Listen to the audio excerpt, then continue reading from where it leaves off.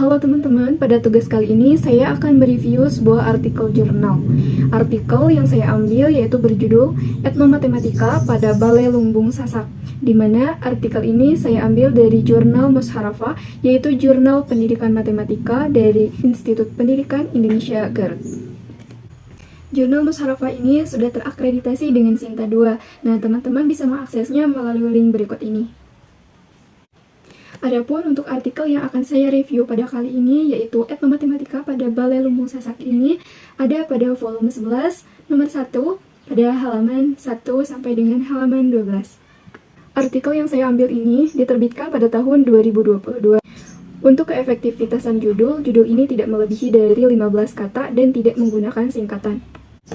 Karena judul untuk artikel ini hanya terdiri dari 5 kata, yaitu Etnomatematika pada Balai Lumbung Sasak, dan tidak mempunyai singkatan apapun. Selanjutnya yang akan saya review pada artikel ini yaitu mengenai abstrak. Nah, dalam abstrak ini terdapat beberapa poin penting yang ada dalam penelitian. Yang pertama ada tujuan penelitian, terus ada metode penelitian, subjek penelitian, ada teknik analisis data, dan juga hasil dari penelitian. Untuk abstrak ini sendiri sudah cukup efektif karena tidak melebihi dari 250 kata, dan juga bahasa yang digunakan sudah sesuai dengan isi artikelnya. Untuk kata kuncinya sendiri sudah sesuai dengan abstrak dan terdiri dari 4 macam kata kunci. Yang pertama ada Balai Lumbung Sasak, terus ada etnomatematika, kebudayaan, dan yang terakhir ada matematika. Nah, untuk yang selanjutnya saya akan mereview mengenai gambar dan juga tabel yang ada pada artikel ini. Untuk resolusi dari gambar dan juga tabel pada artikel ini sudah cukup baik. Tabel juga tidak terlalu kecil dan tidak terlalu mepet dan masih tetap terbaca walaupun masih ada sedikit yang kurang rapi. Terus gambar dan tabelnya juga disertai dengan narasi yang menjelaskan dari isi ataupun gambar tersebut. Oke, untuk yang selanjutnya yaitu mengenai pendahuluan. Dalam artikel ini, pendahuluan ini menguraikan keterkaitan tentang mengapa penelitian ini harus dilakukan. Selain itu juga dalam pendahuluan pada artikel ini dijelaskan mengenai studi literatur tentang teori utama dalam penelitian ini, yang menjelaskan apa itu etnomatematika, apa itu kebudayaan, dan juga yang lainnya. Dalam pendahuluan ini juga dijelaskan tujuan dari penelitian ini, yang dimana tujuannya yaitu untuk melihat aktivitas etnomatematika pada kegiatan produksi Balai Lumbung Sasak agar pengetahuan dan pemahaman mengenai etnomatematika akan semakin luas. Oke, untuk yang selanjutnya yaitu mengenai metode. Nah, dalam penelitian ini tentu saja ada metode penelitiannya. Penelitian ini merupakan penelitian kualitatif dengan pendekatan etnomatematika. Tujuannya untuk mengeksplorasi tradisi penalaran matematika pada tukang kayu dalam proses produksi Balai Lumbung Sasak. Oke, di sini juga dijelaskan mengenai metode pengumpulan datanya. Nah, adapun metode pengumpulan data yang dipakai dalam penelitian ini ada 3. Yang pertama ada wawancara, yang kedua observasi, dan yang terakhir dokumentasi. Nah, observasi ini dilakukan untuk mendapatkan data proses produksi Balai Lumbung Sasak sehingga peneliti mengetahui secara lebih detail proses produksi dari mulai proses penyediaan bahan, proses produksi, hingga penentuan harga jual dari Balai Lumbung ini. Nah, sedangkan wawancara ini dilakukan untuk mendapatkan pola penalaran serta mengklarifikasi setiap tahapan produksi. Nah, yang selanjutnya, adapun untuk metode dokumentasi ini dilakukan untuk mendapatkan data terkait profil desa. Selain teknik pengumpulan data, dalam metode ini juga dijelaskan mengenai analisis data penelitian, yang dimana analisis data penelitian ini dilakukan secara kualitatif, yang meliputi reduksi data, data display, dan penarikan kesimpulan atau verifikasi. Oke, untuk bahasan selanjutnya yaitu mengenai hasil penelitian.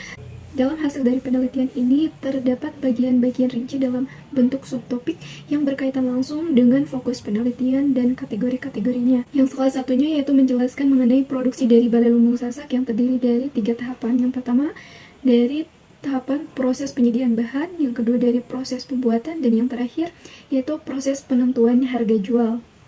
Nah, selain itu juga dalam hasil dan pembahasan ini juga menginterpretasi atau menafsirkan temuan-temuan yang sesuai dengan fakta di lapangan. Oke, untuk contohnya bisa dilihat di sini. Nah, di sini tertuang bahwa di dalam balai lumbung ini tidak terdapat perabotan rumah tangga apapun. Karena fungsi dari balai lumbung itu sendiri yaitu untuk tempat penyimpanan hasil dari pertanian. Nah, pernyataan ini didapatkan dari fakta-fakta dan hasil temuan yang dilakukan oleh peneliti. Nah, untuk selanjutnya yaitu bahasan mengenai penutup. Dalam penutup ini menjelaskan mengenai kesimpulan dari hasil penelitian yang telah dilakukan. Selain itu, dalam penutup ini terdapat informasi mengenai jawaban dari semua pertanyaan yang telah diajukan. Selanjutnya, dalam penutup juga terdapat saran untuk peneliti selanjutnya, di mana peneliti selanjutnya diharapkan dapat membahas ragam kebudayaan lainnya terkait dengan etnomatematika, yang dimana bahwa pembahasan etnomatematika itu sangat luas. Oke teman-teman, yang selanjutnya yang akan saya review yaitu mengenai daftar pustaka. Nah, daftar pustaka yang ada pada artikel ini menggunakan gaya citasi American Psychological Association. Nah, banyaknya referensi dari artikel ini yaitu berjumlah 22. Nah, di sini kita juga akan menghitung nisbah sumber acuan primer, di mana perhitungannya yaitu jumlah referensi jurnal dibagi dengan jumlah referensi keseluruhan dikali dengan 100%. Yang dimana dalam daftar pustaka ini atau referensi yang ada dalam artikel ini terdapat 11 buah referensi yang berdasarkan dari jurnal. Berarti untuk perhitungannya yaitu 11 dibagi dengan 22 dikali dengan 100%. Maka hasilnya yaitu 50%. Jadi untuk nisbah sumber acuan primernya yaitu sebesar 50%. Nah, untuk yang selanjutnya yaitu ada perhitungan derajat kemutakhiran. Nah, untuk perhitungannya yaitu jumlah referensi 5 tahun terakhir dibagi dengan jumlah referensi keseluruhan dikali dengan 100%. Nah, di sini untuk jumlah referensi 5 tahun terakhir pada artikel ini yaitu sebanyak 16 buah. Berarti untuk perhitungannya yaitu 16 dibagi dengan 22 dikali dengan 100%. Maka hasilnya yaitu 72,7%. Jadi untuk derajat kemutakhirannya yaitu sebesar 72,7%. Oke, untuk yang selanjutnya mungkin juga akan menjadi pembahasan terakhir dalam review artikel ini yaitu mengenai point of view. Di sini saya akan memaparkan mungkin kelebihan dan kekurangan dari artikel ini. Yang pertama mungkin kelebihan dari artikel ini yaitu menggunakan kata-kata yang mudah dimengerti oleh kita gitu. Nah, adapun untuk kekurangan dari artikel ini ada beberapa referensi yang masih menggunakan referensi yang 5 tahun terakhir. Contohnya di sini ada referensi yang dari tahun 1997. Oke teman-teman, cukup sekian untuk video pembahasan mereview artikel jurnal. Mohon maaf apabila ada kata-kata yang kurang dimengerti ataupun kata-kata yang kurang berkenan.